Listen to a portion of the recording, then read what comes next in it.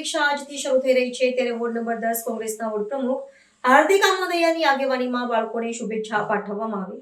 વડોદરા શહેરમાં આજના દિવસે ધોરણ 10 અને 12ની પરીક્ષા શરૂ થઈ રહી છે ત્યારે આજે ભાયલી ખાતે પ્રગતિ સ્કૂલ ખાતે વોર્ડ નંબર 10 કોંગ્રેસના વોર્ડ પ્રમુખ હાર્દિક આમોદિયા તથા કોંગ્રેસના મહામંત્રી વિકી શાહ તથા વડોદરા શહેર કોંગ્રેસ મહામંત્રી સુનિલ પરમાર તથા હોદ્દેદારો અને કાર્યકર્તાઓ સાથે મળીને બાળકોને તેમની ધોરણ 10 અને પરીક્ષા નિમિત્તે શુભેચ્છાઓ પાઠવી હતી।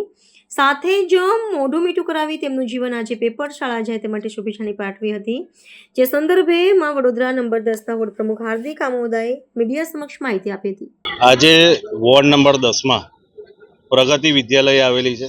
આજે ધોરણ 10 અને 12માની એક્ઝામ શરૂ થનાર છે, તો આજે અમે પ્રગતિ વિદ્યાલયમાં કોંગ્રેસ પાર્ટી દ્વારા આગેવાનો હોદ્દેદાર દ્વારા પેન અને ચોકલેટનું વિતરણ રાખેલું હતું।